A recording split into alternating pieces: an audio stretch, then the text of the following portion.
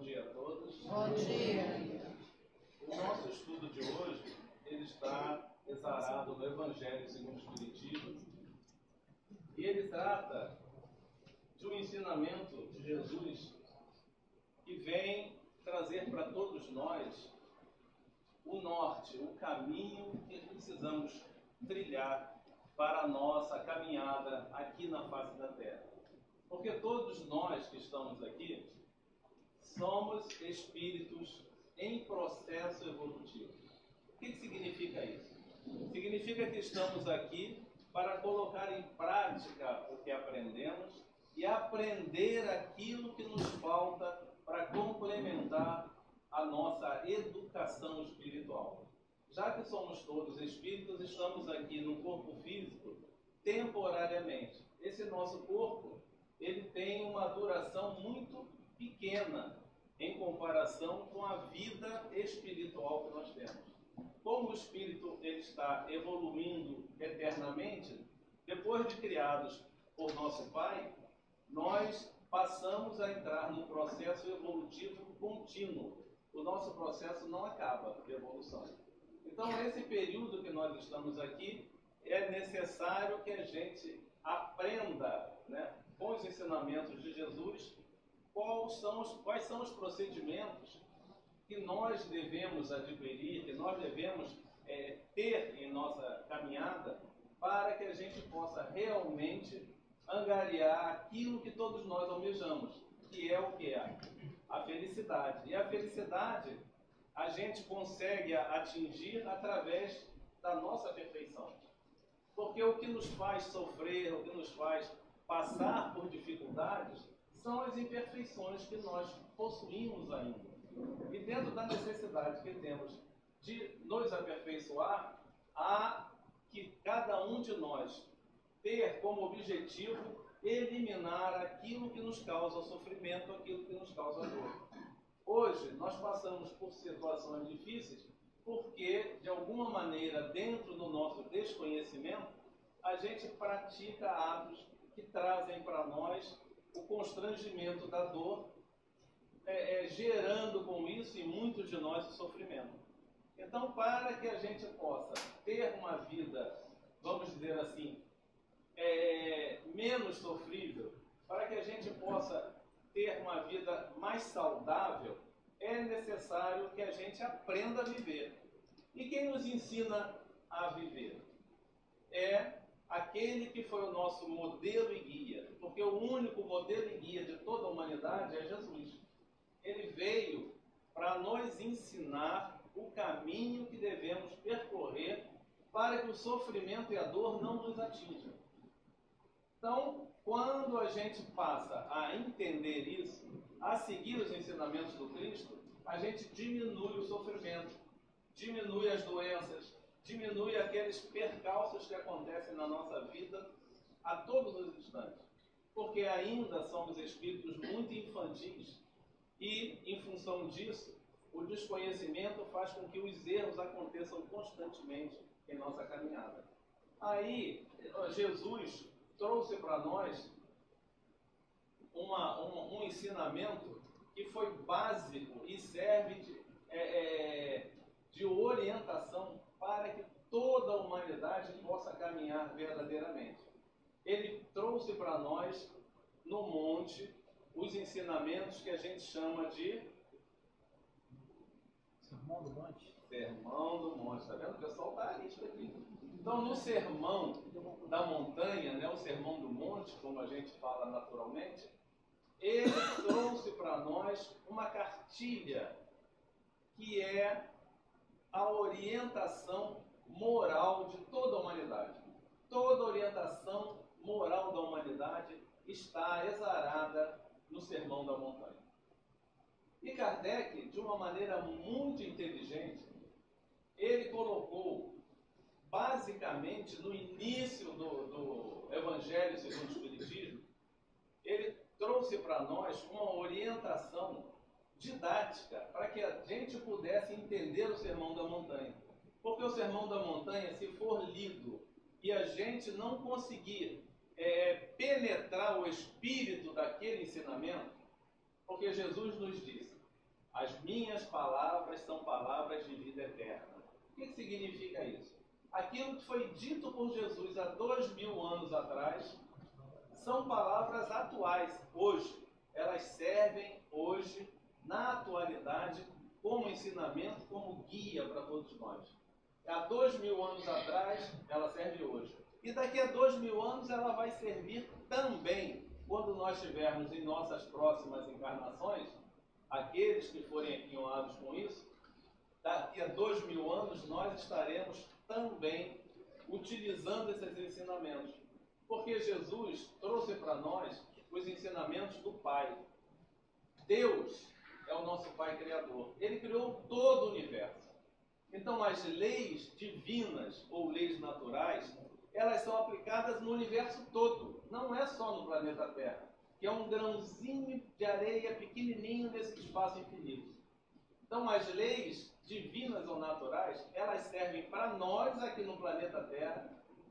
A gente está falando de planeta, não está falando nem de Brasil, né? Não está falando nem de Santa Cruz, nem de Septímia. Está falando de planeta.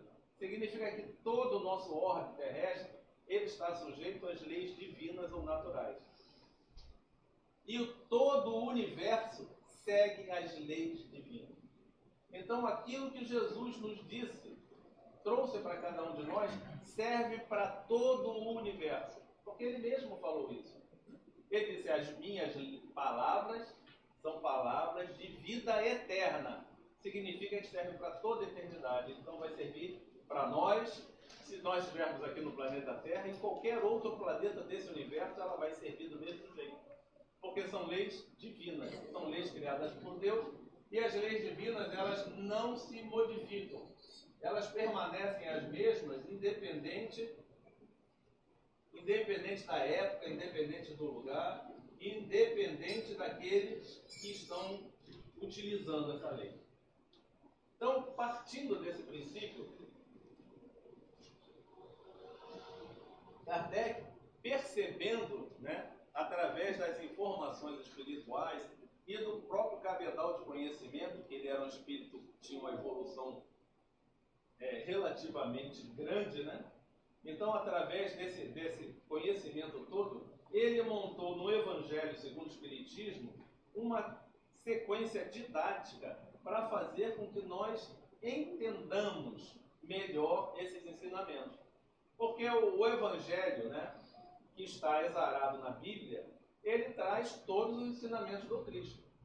Nas colocações de Mateus, Marcos, Lucas, João, né, essas colocações que são os 4 evangelistas, né, que trouxeram para nós dentro da Bíblia os evangelhos, né? Então, se nós pegarmos os evangelhos, a gente vai ver que as colocações de Jesus estão lá, intactas. Kardec pegou essas colocações, quando se referiu ao Sermão da Montanha, ele fez questão de colocar no início do Evangelho segundo o Espiritismo, para que nós pudéssemos entender melhor os ensinamentos de Jesus.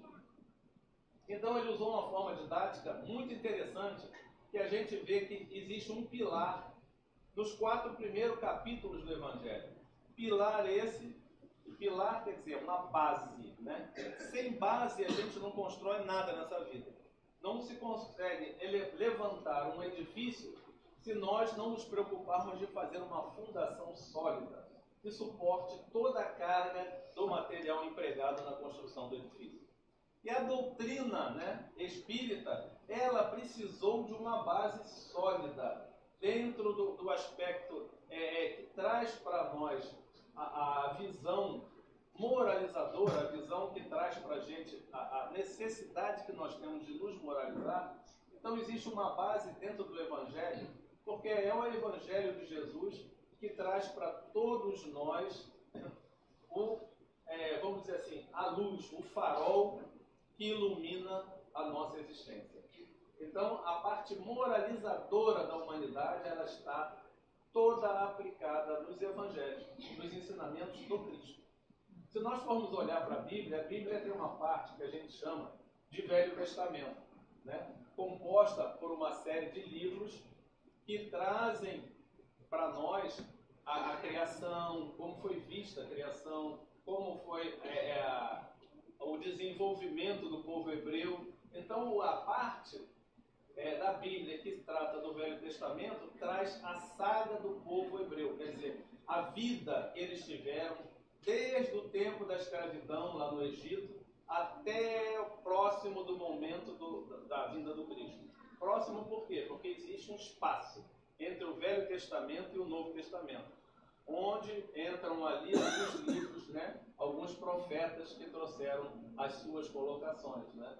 Mas existe um espaço pequeno entre o Velho e o Novo Testamento, que são as colocações proféticas existentes. Então, o Velho Testamento ele reporta tudo sobre a vida do povo judeu, do povo hebreu. Tanto os judeus, eles utilizam a Torá, que são as informações que trazem toda no Velho Testamento, eles utilizam a Torá como orientação religiosa do povo hebreu. Né? Eles não utilizam o Novo Testamento, porque até hoje eles estão aguardando aquele Salvador e o grupo, né? Existe uma série de divergências, mas a gente não vai entrar por aí, porque senão a gente vai alongar um trabalho que a gente não tem tempo para isso. Mas os hebreus, até hoje, os judeus, né, até hoje, eles utilizam a Torá como orientação religiosa, que é o Velho Testamento. Nós, que somos cristãos, aqui todo mundo é cristão, não é? Nós não estamos condenando os judeus, nem somos contra eles, porque eles seguem o ensinamento do Velho Testamento, que foi uma base sólida, uma base trazida pelos espíritos, né, através dos profetas, orientando todo o povo para que pudesse receber o Cristo. Então existe uma base religiosa maravilhosa no Velho Testamento. Mas nós somos cristãos. Então nós seguimos o quê? A orientação que o Cristo veio trazer para todos nós. Por isso que nós, espíritas, nós focamos o Novo Testamento por ser os ensinamentos do Cristo. Mas não podemos desprezar o Velho Testamento porque ele é a base religiosa da humanidade. Então o Velho Testamento é uma base que precisa ser considerada e aprendida por nós. Agora, o Novo Testamento precisa ser seguido, porque são os ensinamentos do Cristo. Então, nós estamos aqui para seguir ao Cristo. Então, Kardec, observando bem isto, quando escreveu, né, quando codificou o Evangelho segundo o Espiritismo, porque o Evangelho segundo o Espiritismo são os ensinamentos do Cristo, né, na ótica, na visão da doutrina espírita. Tá ok? Mas são os ensinamentos do Cristo. Se nós pegarmos o Novo Testamento e observarmos as passagens no Novo Testamento, elas estão todas aqui, né? Então, o Evangelho segundo o Espiritismo, ele foca os ensinamentos de Jesus, ok? E Kardec, para poder fazer esse trabalho, ele percebendo a necessidade que nós, de uma maneira geral, temos de entender os ensinamentos do Cristo, ele colocou uma base, um tripé dentro dos ensinamentos do Evangelho segundo o Espiritismo. No capítulo 1, ele usou o quê? Capítulo 1 fala, não vim destruir a lei. Aí está aqui, não vim destruir a lei, está aqui, autoridade da doutrina espírita, as três revelações, Moisés, Cristo e o Espiritismo. Ele cita as três revelações para a gente entender como foram colocadas dentro do Evangelho segundo o Espiritismo os ensinamentos do Cristo. Então ele fala das três revelações, do Moisés, do Cristo e o Espiritismo, fala da aliança da ciência e da religião, porque não pode existir progresso se não houver aliança entre as pessoas, entre a humanidade. A humanidade só progride quando se alia, quando nós passamos a vivenciar a existência junto dos nossos irmãos. Ninguém vive isolado no universo. Nenhum de nós tem capacidade e não foi criado para viver isolado. Ninguém. Então ele vem alertar com relação à aliança, quer dizer, a junção que existe entre a ciência e a religião. A religião não pode viver sem a ciência. É ledo engano quem acha que a gente ficando ajoelhado e orando vai conseguir tudo no universo. Nós precisamos utilizar a inteligência e o raciocínio que nos foi dado pelo Criador. Então a gente precisa aliar o conhecimento religioso com o conhecimento científico. Porque é graças ao conhecimento científico que nós estamos reunidos aqui nessa sala. Se não houvesse esse conhecimento científico, a gente não tinha essa parede construída dessa maneira. Não teríamos a iluminação, o ar-condicionado funcionando. Tudo isso depende da ciência. Então a religião ela precisa utilizar-se da ciência para poder crescer. Então, vem as instruções dos Espíritos e a nova era. Então os Espíritos trazendo para a gente uma instrução sobre a era nova. O que significa era nova? Isso é um pilar que Kardec trouxe para que nós entendêssemos a leitura do Evangelho segundo o Espiritismo. Mais à frente ele trouxe para a gente a colocação de Jesus. Como Jesus disse assim, o meu reino não é deste mundo. Ele vem explicando para a gente o que vem ser isso. Explicando a vida futura, a realeza de Jesus, o ponto de vista, e culminou esse capítulo com uma realeza terrestre, trazendo para nós o que aconteceu com uma pessoa, um ser que foi rainha aqui na face da Terra, né? E quando desencarnou, chegou no mundo espiritual, achando-se ainda naquela postura de rainha e se viu a mais miserável das criaturas. Então, mostrando para a gente o que significa essa realeza. Por que Jesus disse que o reino dele não era deste mundo? A gente se engana querendo fazer deste mundo um mundo em que a nossa projeção seja uma projeção real, quando a gente comete um ledo engano. Então Kardec vem mostrando para a gente. No capítulo 3º, ele vem falando sobre as muitas moradas da casa de meu pai, mostrando para a gente que o universo é infinito, que não existe só o planeta Terra habitado. Existem bilhões de planetas no universo, com as características do planeta Terra. Será que o nosso Criador criou tudo isso só para maravilhar nossos olhos? A gente tem que raciocinar, tem que usar a inteligência para isso. E no capítulo 4, ele falou o quê? Ninguém poderá ver o reino de Deus se não nascer de novo. Se ninguém poderá ver o reino de Deus se não nascer de novo, significa que nós estamos num processo reencarnatório. Então Kardec veio esclarecer isso para que pudesse entrar de vez na explicação do Evangelho segundo o Espiritismo. E no capítulo logo em seguida, ele usa uma das bem-aventuranças que foi colocada por Jesus no Sermão do Monte. Qual foi essa bem-aventurança? Bem-aventurados aflitos. Então ele foi lá na frente, ele deu a base, foi lá na frente, mostrando que Jesus disse que os aflitos são bem-aventurados, com todo um capítulo explicando o que vem a ser a aflição, para em seguida trazer para nós Cristo, o Consolador. Então ele deu a base, mostrando para a gente o que a gente precisava conhecer, falou das aflições que pegam a cada um de nós em nossas existências, e mais à frente veio falar do quê? Da consolação do Cristo. Veio mostrar para a gente como é que as coisas acontecem e como atua Jesus em nossas vidas. Aí sim ele entrou realmente no capítulo que a gente está estudando hoje, que são bem-aventurados os pobres de espírito. Como é que a gente pode falar em bem-aventurança dos pobres de espírito se a gente não sabe o que é pobre de espírito? Nós temos uma noção, na maioria das vezes, equivocada com relação a essas colocações de Jesus. Porque nos falta a busca real daquelas palavras, o sentido real das palavras. Porque Jesus não falou para os encarnados. Interessante, né? Como é que pode fazer um sermão para o povo da época e não está falando para os encarnados? Ele não falou para a vida física, ele falou para a vida espiritual de todos nós. Por isso que ele disse no Sermão da Montanha as bem-aventuranças. Todas as bem-aventuranças, se forem levadas ao pé da letra, não tem sentido. Não tem sentido para ninguém.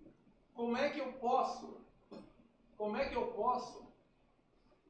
achar que a aflição vai me trazer felicidade? Como é que eu posso achar que a pobreza de espírito vai me fazer feliz? Fica difícil da gente entender. Fica difícil da gente perceber essas colocações de Jesus. Fica difícil porque a gente valoriza a vida física, a vida do mundo, a vida que a gente chama de vida mundana. Vida mundana não significa vida ruim, não, tá? Porque a gente fala, fulano é mundano no sentido pejorativo. A vida mundana é a vida que a gente tem no mundo físico. Quando a gente olha para a vida no mundo físico e você diz que é bem-aventurado aquele que é pobre de espírito, fica estranho. E muitos, durante muito tempo, zombaram dessa colocação de Jesus.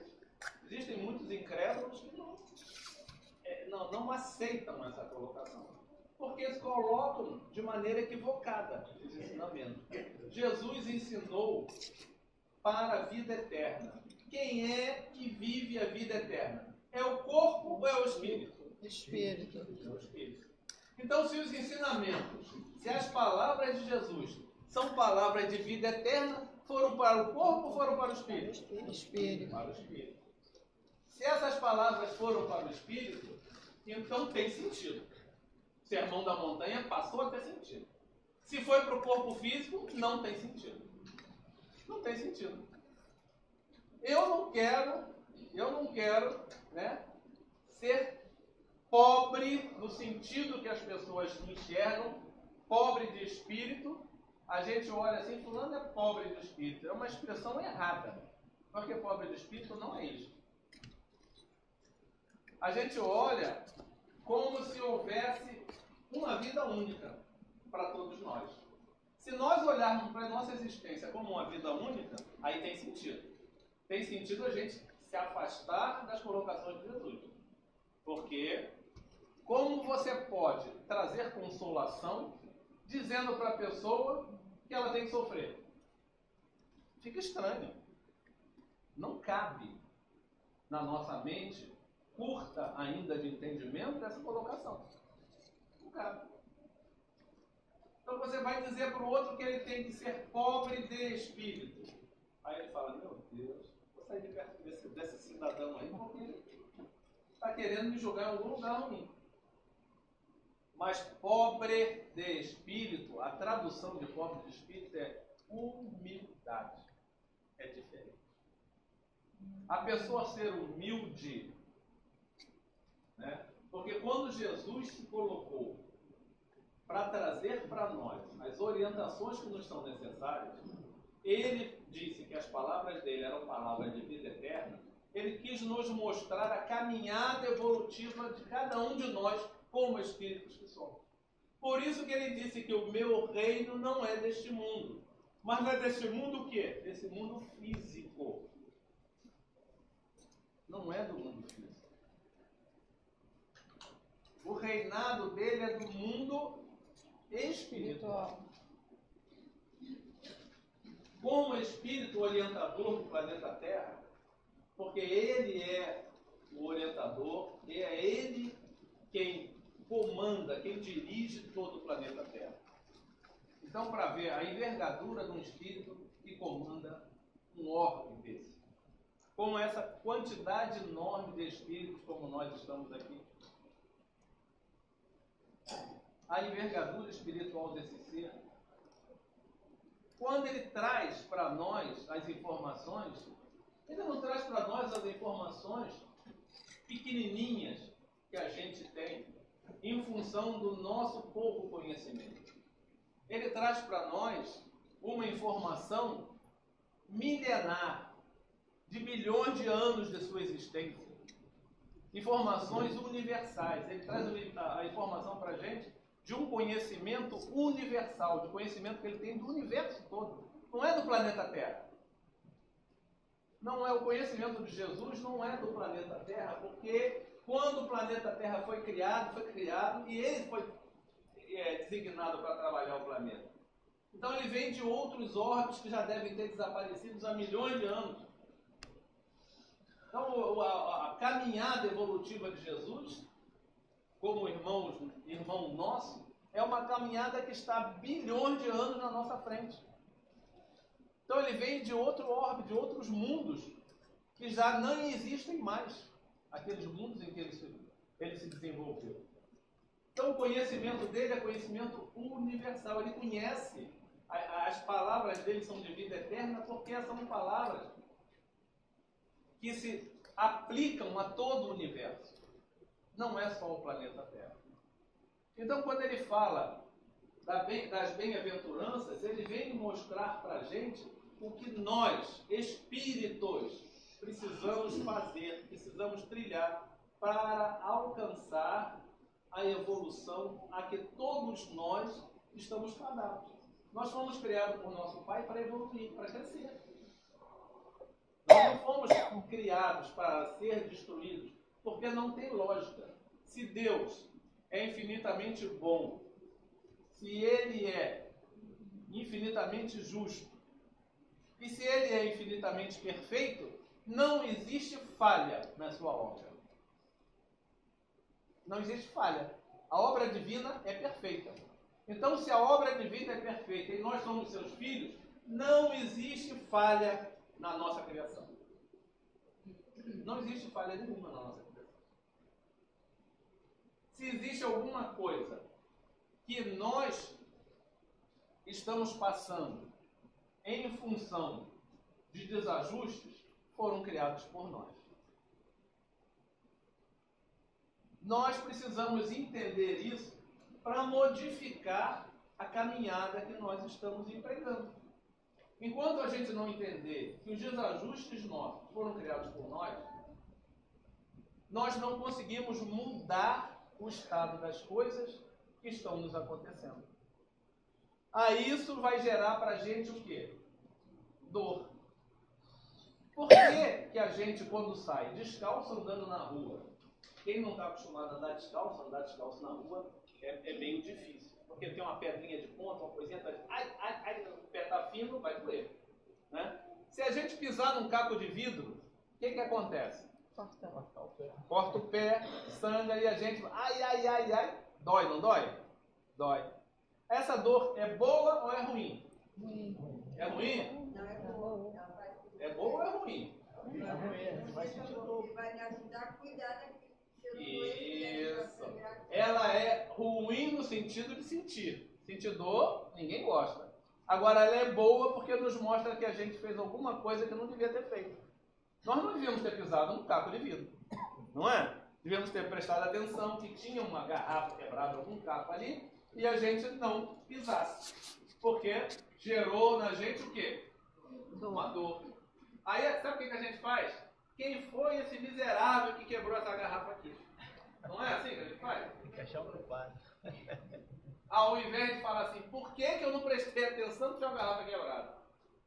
A gente não está aqui dizendo que quem quebrou a garrafa está correto. Mas o erro do outro não pode justificar o nosso. Eu me justifico sempre mostrando o erro que o outro cometeu. É a maioria de nós agindo assim. A gente sempre responsabiliza aquilo que está acontecendo de ruim com a gente a um terceiro elemento. Nos falta o quê? Humildade. Nos falta o quê? Pobreza de espírito que Jesus nos pediu. Porque a partir do momento que nós entendermos quem nós somos entendermos que nós somos limitados. Todos nós temos uma série enorme de limitações.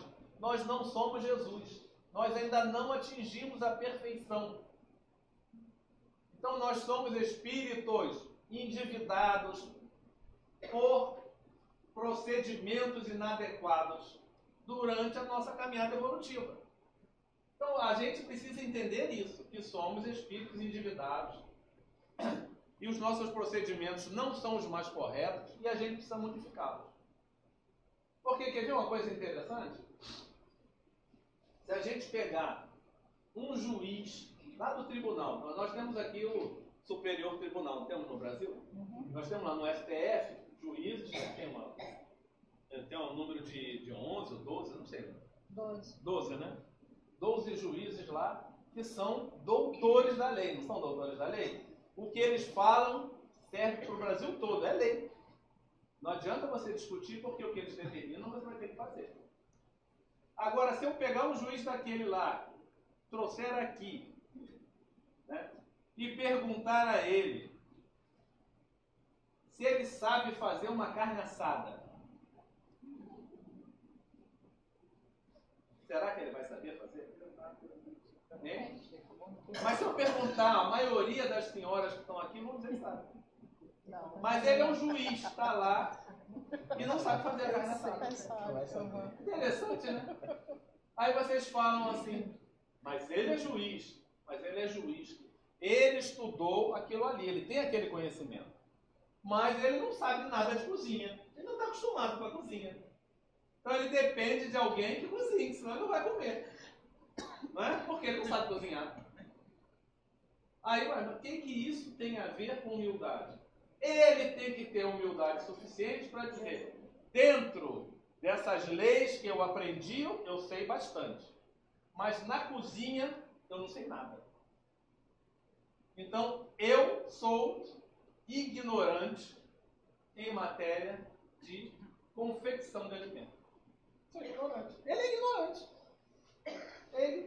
Ele não sabe nada de cozinha. Conhece muito de lei. Se a gente pegar um médico que trabalha no posto aqui perto, tem um posto aqui perto, não tem? Chega lá para o médico e perguntar a ele da profissão dele. Vamos dizer, ele é cardiologista. Então ele estudou muitos anos e continua estudando. Se parar de estudar vai ficar atrasado.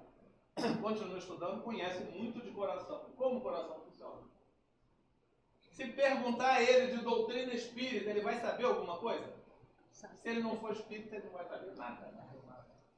Não vai poder definir para vocês o sermão da montanha, não vai poder definir para vocês uma série de coisas que tem na doutrina do espírito.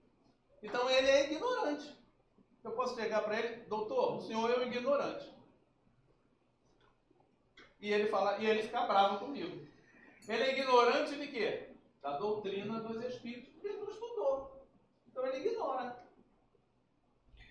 Mas de medicina ele tem conhecimento, o ignorante sou eu. Então nós precisamos, eu estou dando esse exemplo bem destacado para a gente entender uma coisa. Nós precisamos entender as nossas limitações. Nós não sabemos tudo, não somos dono da verdade, não podemos julgar a ninguém. Todos os fatos que acontecem à nossa volta, eles têm uma base para aquilo que está acontecendo. Foi isso que Jesus quis nos mostrar. Não julgueis para não ser julgado. Ele não falou para nós não prestarmos atenção nas coisas que acontecem à nossa volta, porque nós somos seres inteligentes. E ele falou para nós também observarmos os falsos cristos e os falsos profetas. Então, se nós utilizarmos a nossa inteligência para observar e analisar as coisas à nossa volta, nós vamos tomar as decisões mais adequadas ao momento de cada um de nós. Mas nós precisamos entender as nossas limitações. Quando a gente passa a entender as nossas limitações, nós não fazemos nada daquilo que está fora do nosso alcance. Eu não posso me meter a ser chefe de cozinha. Por quê? Porque eu vou ser um desastre. Então eu não posso fazer isso. Para que eu tenha uma cozinha funcionando decentemente, eu preciso perguntar, chegar aqui num grupo assim, perguntar, quem conhece bem de cozinha aí? Não. Quem sabe cozinhar? Nelma. Aí a Delma levanta o dedo ali, sou eu. Não é? Aí, eu preciso de uma cozinha funcional. Eu vou chamar a Nelma. Não vai não. É um exemplo, tá, pessoal? Não façam isso porque eu não conheço. Eu não sei, ela cozinha muito bem. Eles conhecem. Mas é assim que a gente precisa agir. Quando alguém nos pede alguma coisa que a gente desconhece, ou a gente vai aprender para poder dar resposta, ou a gente se cala e diz assim, eu não sei. Não me cabe fazer isso porque eu não sei. Nós temos que ter isso em nós. Isso daí se chama conhecer a si mesmo. E Jesus traduziu isso em humildade. Humildade significa você saber onde você está. A posição que você ocupa, para você não fazer as coisas de maneira atropelada e causar prejuízo para todo mundo. E entender que nós todos somos limitados. Cada um de nós aqui tem o conhecimento de uma coisa pequena, daquilo que praticou, daquilo que fez. Porque a leitura sem prática não traz conhecimento. A gente pode ter um cabedal enorme de conhecimento mental ali das coisas, ter visto em livros, procurado em enciclopédias e por aí afora. Mas não fez. Então, o conhecimento não foi adquirido. Por isso que nós estamos encarnados. Sabia? Porque a gente está aqui para praticar o que aprendeu. Todos nós estamos aqui para praticar aquilo que foi aprendido como espírito. Ninguém encarnou aqui de agarro. Ninguém encarnou com uma, vamos dizer assim, uma explosão nuclear, uma coisa qualquer que aconteceu, um acaso. Ninguém está encarnado por acaso. Todos nós estamos encarnados aqui para fazer alguma coisa. E a coisa que nós vamos fazer é aquilo que a gente aprendeu. Aquilo que a gente aprende, a gente precisa botar em prática. Estudou, colocou em prática, o aprendimento passa a ser seu. Por isso que nós estamos aqui com várias encarnações. Para que em cada encarnação a gente aprenda alguma coisa e pratique aquilo que está aprendendo. Para assimilar, colocar dentro de cada um de nós. Quando a gente fala assim, fulano ali é humilde. Porque o cara está lá descalço, com a roupa rasgada, com o cabelo todo engrenhado, tá andando ali no campo, aquele ali, poxa vida. Ele pode ser assim e ter um orgulho terrível dentro dele. Pobreza não é humildade. Pobreza é uma situação social em que a gente entra por algum motivo. Por necessidades nossas, por desvarios da nossa vida, porque nós precisamos passar por aquilo ali. Então a pobreza, quando a gente fala, precisamos passar, mas fulano precisa ser pobre, outro precisa ser rico. Nós criamos situações em volta de nós que nos traz as nossas necessidades. Se eu passei a minha vida inteira na escola, jogando bolinha de papel na cabeça dos colegas, né? Botando chiclete na carteira da professora, não estudei, vou me transformar num adulto ignorante daquelas matérias que foram dadas na escola. Eu sou ignorante daquilo, eu não estudei. Aí a minha vida vai ter uma consequência lógica de tudo isso que eu fiz. Que pode ser, e normalmente é, uma vida difícil. Uma vida cheia de problemas. Em função de quê? De eu não ter me preparado quando tive espaço para isso, deixei passar o tempo e agora o prejuízo chegou. Mas o prejuízo chega e eu vou reclamar de Deus? Deus não foi justo comigo? Ou eu não fui justo comigo mesmo? Eu tive as oportunidades e joguei fora. Então nós, às vezes, culpamos ao nosso pai pela situação que a gente está. E se Deus é perfeito, Ele faz tudo perfeito. E se a gente passa por alguma situação difícil, é porque a gente criou essa situação. Se a gente remeter para Deus, vai dizer que Ele é imperfeito. Vai dizer para quem? Se for mandar para o vizinho, se o vizinho pedir para eu botar a cabeça na guilhotina, eu não vou botar. Alguém vai colocar? Bota a cabeça aí que eu vou cortar teu pescoço. Alguém coloca? Então, como é que eu fiz uma coisa errada? Porque o vizinho me levou a fazer. Eu fiz errado porque eu quis. Porque eu achei que eu devia fazer. E a consequência está sendo minha. Porque os meus erros trazem consequências para mim. Então, ser humilde não significa ser miserável.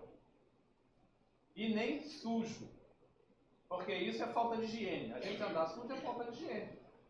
Existem muitas pessoas que não têm higiene, mas é a característica dela. Então, a gente andar sujo, andrágio, todo escangalhado, é uma opção que ele sempre tem. Qual é o motivo daquilo? O universo todo pode explicar. Eu não, porque eu não tenho esse conhecimento. Existem pessoas que vivem em mansões maravilhosas, com tudo ao seu dispor.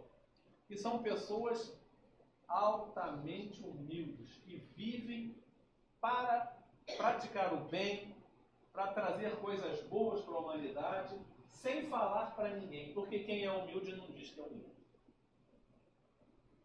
Então, a humildade é um estado intrínseco que o ser adquiriu com o seu trabalho, com a sua projeção, com a sua obra. Então, ser andrajoso e pobre não significa humildade. Muitos são altamente egoístas. E ter dinheiro não significa que a pessoa seja egoísta. Existem muitas pessoas que têm dinheiro, têm uma vida saudável e têm coração, que é uma coisa maravilhosa. Cabe a cada um de nós saber onde nós nos colocamos. Muitos procuram na vida física a projeção que acham ser a busca da felicidade. Ter dinheiro e fama. Se fossem isso, nós não veríamos a grande quantidade de pessoas da sociedade, na mídia, artistas, cometendo suicídio, em depressão, nos escritórios dos psiquiatras, tomando uma sequência enorme de remédios controlados por andarem constantemente depressivos. Pessoas que alcançaram uma fama, de repente, daqui a pouco você está vendo as pessoas lá altamente depressivas. Então, o alcance, vamos dizer, da glória na vida física não significa que nós subimos. Porque senão a gente não teria o depoimento da rainha, né, que a gente tem. Se vocês pegarem o Evangelho, vocês vão ver isso ali logo no início. A realeza terrestre, que ela foi a rainha, tinha tudo à sua disposição, todos os seus vassalos, todos os seus súditos, tinha tudo que queria, fazia tudo que tinha vontade. E ao desencarnar, chegando no mundo espiritual, ela se deparou com uma pobreza, uma miserabilidade que ela falou que não entendeu. Ela ficou perdida. E viu que aqueles súditos, aos quais ela desprezava, estavam lá para dar apoio para ela, para cuidar dela, porque ela não tinha condição nenhuma. Mostrando que a realeza terrestre não tem nada a ver com a realeza espiritual. Mostrando que é a posição que cada um tem de espíritos é que vai dar para a gente a sequência de nosso crescimento espiritual. Se nós estamos aqui para crescer, nós estamos aqui para crescer espiritualmente. não significa que devamos desprezar a vida física. Tá? A doutrina espírita é bem clara com relação a isso. Nós somos seres inteligentes da criação. Precisamos usar a nossa inteligência em benefício de nós próprios. Então nós precisamos, utilizando a inteligência, buscar o nosso conforto, buscar uma vida mais tranquila, buscar o equilíbrio da nossa existência. Então nós não podemos desprezar a vida material que a gente possui, porque a matéria toda que está no nosso mundo nos foi dada pelo nosso Pai para que nós a utilizássemos em benefício de nós próprios. Então, o que a gente pode fazer para melhorar, né, significativamente em nossa existência, a gente deve fazer. O que a gente precisa ter é em mente a nossa capacidade de entender o que nós somos, aonde nós estamos. E utilizar o quê? Utilizar a humildade. O que significa humildade? Eu não posso fazer isso, não está o meu alcance. Eu não tenho que comprar tudo que está no shopping, porque eu recebi o 13º salário, vou comprar tudo, amanhã eu preciso comprar alimento para minha casa e eu não tenho dinheiro. Eu não tenho que me endividar. Eu posso comprar aquilo que me é necessário. O supérfluo é só quando tiver chance de fazer. E não comprar o supérfluo e deixar o necessário de lado. Então nós precisamos usar a nossa inteligência naquilo que está ao nosso alcance. Vamos utilizar a nossa inteligência. A humildade, ela é para que a gente entenda a posição que a gente está. Se eu não posso ter uma casa de praia, eu não tenho que comprar uma casa de praia. Eu não tenho que alugar uma casa lá em Copacabana, porque a praia lá é a praia da Zona Sul, famosa. Então eu vou alugar uma casa em Copacabana para passar lá um mês. Eu vou ficar o resto do ano endividado. Não posso fazer isso. Não é? Então isso daí significa que a gente tem que entender aonde a gente está. Eu não posso viver comendo caviar se o meu dinheiro não dá nem para comprar carne na minha casa. Não posso comer caviar. Então eu entendo a posição que eu me encontro. E aquilo, o que eu posso fazer? Eu posso fazer aquilo que eu sei. O que eu não sei, eu não tenho que fazer. Eu preciso pedir a quem sabe. Entender que eu tenho limitação. Muitas limitações. E as minhas limitações precisam ser supridas com os meus irmãos. Eu pedi aos meus irmãos. Eu me dirigi àquele que sabe, àquele que tem conhecimento, daquilo que eu preciso e solicitar a ele. É simples a gente fazer isso. É difícil em função do nosso orgulho, do nosso egoísmo. A gente não pede porque fala, não vou pedir para fulano isso. Mas vai pedir por quê? Porque fulano é muito besta. Né? A gente acha o outro besta, nós não somos. Nós somos uma maravilha. Se olhar para a nossa cara, tem carinha de anjo. Todo mundo tem carinha de anjo. Porque o outro é que não presta, está do nosso lado. É quem nos perturba, nos tira o equilíbrio. Todo o mal que está passando conosco é a responsabilidade dela. É sempre assim. A gente, da casa da gente, a gente quer. O marido quer que a mulher se modifique porque ela tinha que fazer diferente, não podia ser desse jeito. A mulher quer que o marido se modifique porque ele não podia ser daquele jeito. Todo mundo quer que o outro se modifique. Nós somos assim. Por isso que nós sofremos. Por isso que a dor atinge a gente. Nós vivemos insatisfeitos. Se a gente tem uma casinha simples, a gente queria aquela casa que tem lá na esquina, com piscina, com plantas ornamentais, toda com mármore de Carrara, aquela coisa toda linda. Eu queria uma casa daquela, né? Olha só, essa minha casa aqui, coitada, que casa horrorosa essa minha. Eu vivo insatisfeito com aquilo que eu tenho. Eu vivo insatisfeito. Eu passo a ter o quê? Angústia. A angústia vai transformar o quê? Sofrimento. Para mim. Eu vou ter sofrimento. Porque eu queria o que o outro tem, e não aquilo que eu possuo, para que eu viva bem com aquilo que eu tenho. Eu preciso viver bem com aquilo que eu sou. Eu não posso querer cantar igual Roberto Carlos, minha voz é horrorosa. Se eu pegar o microfone aqui para cantar, vocês vão sair correndo. Mas Roberto Carlos tem uma voz linda. Se ele vier cantar aqui, todo mundo vai aplaudir, vai ficar feliz. Mas eu não. Então vocês vão tampar o ouvido e sair correndo. Mas é assim que a vida é.